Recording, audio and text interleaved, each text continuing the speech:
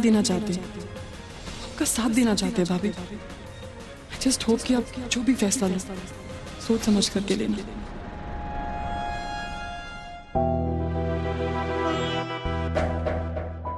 मुझे तो लगता है जानबूझकर उसने ये सब किया है। कल उन लोगों को हमारे यहाँ से शर्मिंदा होकर जाना पड़ा था, तो आज हमें ताने के बदले मोना का हाथ मांगकर शर्मिंदा कर रहा है। अब चुप क्यों बैठे हो? कुछ बोलते क्यों नहीं? आपको ऐसा नहीं लगता है कि उन लोगों ने जानबूझकर ये सब किया है? अपनी बेटी का घर बसते देखकर तुम्हें कितनी खुशी होगी सुहासी? ये कैसा सवाल है? तो फिर मोना के लिए तुम्हें उतनी खुशी क्यों नहीं हो रही? मिनट, आप जतिन के उस बेहुदा प्रपोजल को कहीं सीरियसली तो नहीं ले रहे हो ना? वो प्रपोजल तुम्हारे लिए बेवकूफी भरा होगा, लेकिन मेरे लिए नहीं।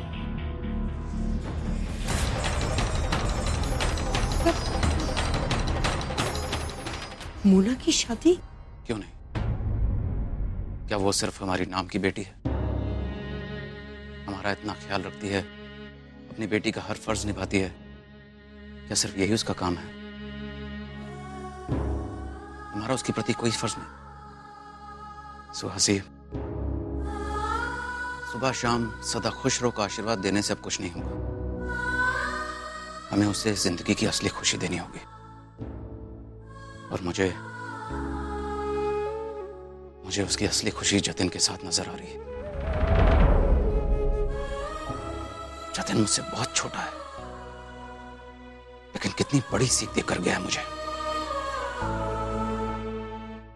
कि बहू को बेटी कहने और बेटी मानने में बहुत फर्क होता है। सुहासी, अब मुझे इस फर्क को मिटाना है। मोना के हर दुख, हर दर्द को दूर करना है। और मेरा दिल कह रहा है कि मोना को जतिन के साथ शादी करनी चाहिए। अरे अगर एक शादीशुदा मर्द दूसरी शादी कर सकता है, तो फिर एक औरत क्यों नहीं? प्लीज, क्या बोल रहे हो?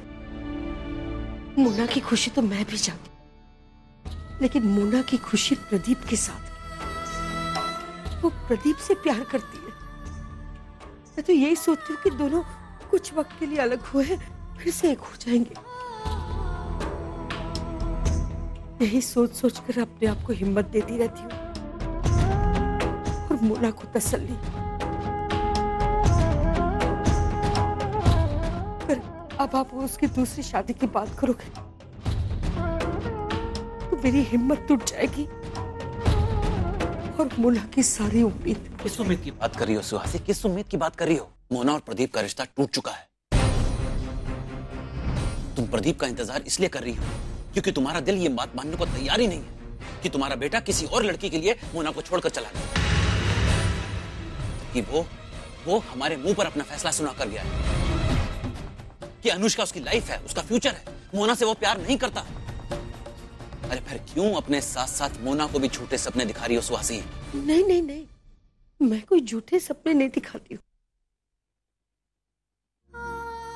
मैं नहीं मानती हूँ कि प्रदीप अनुष्का के साथ जिंदगी भर रहेगा। मैं मानती हूँ कि ये सिर्फ एक दौर है। अनुष्का प्रदीप की जिंदगी में सिर्फ एक दौर है, वो वापस आ जाएगा।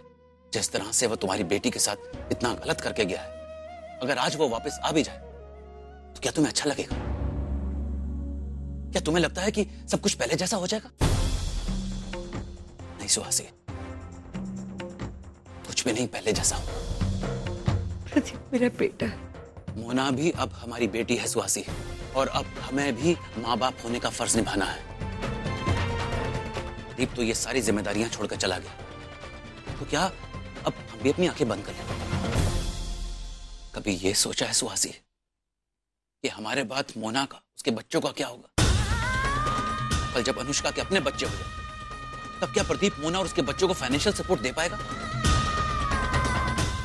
अरे मार गोली पैसों को, क्या जिंदगी भर मोना और उसके बच्चे अपने हिस्से के प्यार के लिए तरसते रहेंगे? सुहासी, मोना के सामने पहाड़ जैसी जिंदगी पड़ी है, कैसे काटेगी वो अकेले? उसे पूरा हक है शादीशुदा होने का, पूरा हक है उसे खुश रहने का। हाँ सुहासी, मोना को जतिन के साथ शादी करनी चाहिए, क्योंकि इसी में मोना की खुशी भी है।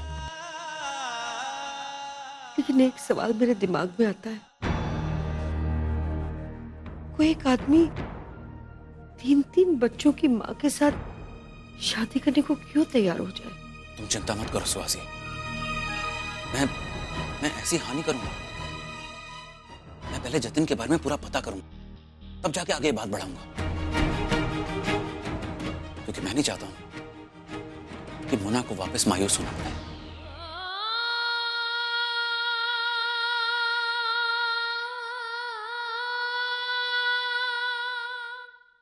हमारी शादी के लिए उसकी शादी बहुत जरूरी है, तुम चाहे जो भी सोचो।